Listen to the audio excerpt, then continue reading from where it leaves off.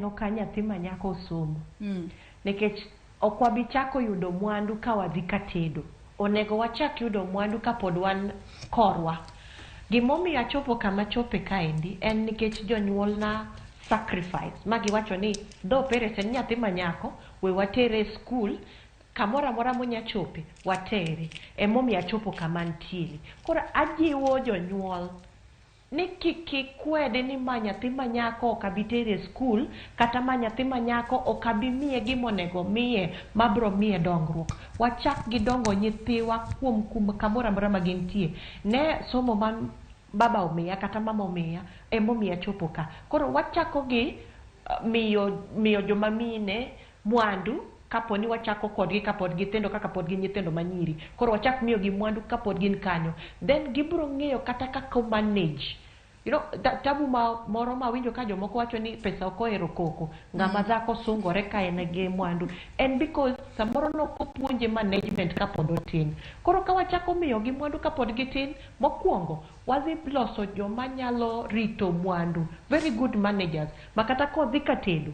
Kata kodhi ode, to ng'e kako rito gimoyudo cha, ong'e kako pando siri mar ot, to ng'e kako miyo gino mondo odongre. Koro mwandu mor kata yuto maber manitie niya, wadhi bedo gi respect.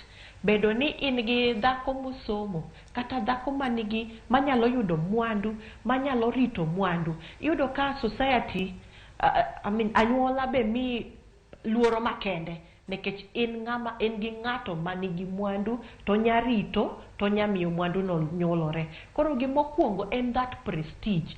Gimomiyo iluongo ni iwacho ni dhako ruoth en because dhako ma en goni en dhako mobiro loso to loso gima nitie cha to dongore. Koro gimokwongo en that prestige. Iyudo nying mablong'o kamoro amora ma intie. To mar ariyo en unya ritoru kaponi achiel nade moro biro makoro pesa cha onge. Mwanduwa manitie ni nyakonyowa mondo warit ngimawa to walos ngimawa to waritre mwayud gima dang' wacham. Perez wachni mogik ka waloro twak marwa okinyi ma kawuono. Thuolo marwa ema neno ko ng'adowa mak mana ni twak ma kawuono to bedo makelo puonja e yo makare. Wachni mogik e buo nyiriri 30 mana mapiyo piyo Perez. Ober ka ji te oriwore kanyakla. Ber ka ji ariyo modak e ot ong'eyo kaka ginyal konyore e ot.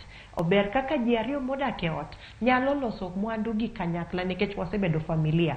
Koro kik wapand gimoro kuom ng'ato. To kik wakwed joma wan go kawacho niya dhako